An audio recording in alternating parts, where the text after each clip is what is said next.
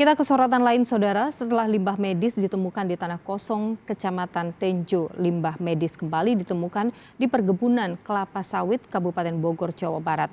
Polisi menyimpulkan kejadian pembuangan limbah medis ini masih dalam satu rangkaian. Tumpukan limbah medis kembali ditemukan di areal perkebunan kelapa sawit PT PN 8 Kecamatan Cigudeg, Kabupaten Bogor, Jawa Barat. Lokasi penemuan limbah medis berupa masker bekas, jarum suntik serta APD. Kini tempat ini sudah dipasangi garis polisi. Bupati Bogor Ade Yasin meminta kepada pihak kecamatan setempat untuk menyiagakan wilayahnya selama 24 jam agar kejadian serupa tidak terulang kembali. Sementara polisi terus menyelidiki dugaan serta kemungkinan pelaku pembuangan ini.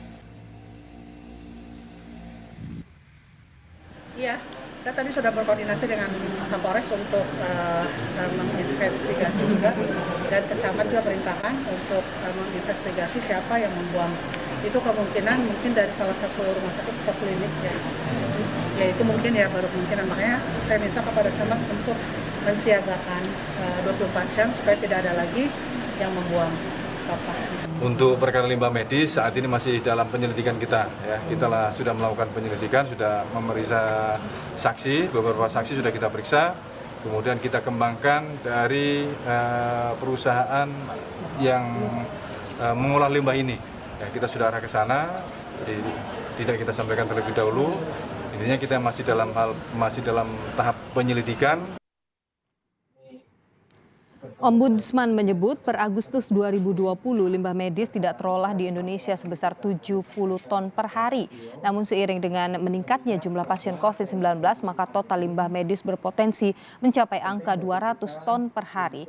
Hal ini merujuk pada data kasus aktif tanah air per 31 Januari 2021, yakni total 175.000 orang.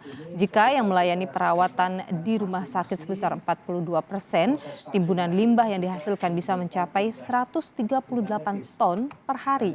Oleh karena itu, Ombudsman meminta agar Kemendagri berkoordinasi dengan Pemda dalam pengadaan fasilitas pengolahan limbah medis yang berpedoman pada standar pengangkutan limbah bahan berbahaya dan beracun.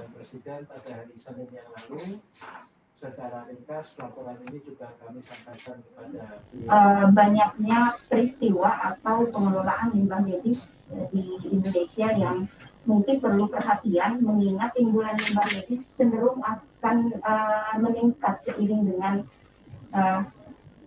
pandemi COVID-19 yang saat ini kita hadapi bersama. Kalau melihat data yang ada saat ini saja, kasus COVID-19 yang terkonfirmasi aktif hingga 31 Januari sekitar 175.000 kasus.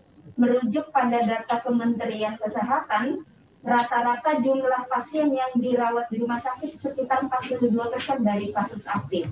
Maka yang dirawat dan dari sekitar kasus aktif tersebut mencapai hampir 40% dari yang terkonfirmasi aktif. Jika 1,88 kg per pasien per hari, maka jumlah timbulan limbah medis dari COVID-19 saja bisa mencapai 138 ton per hari.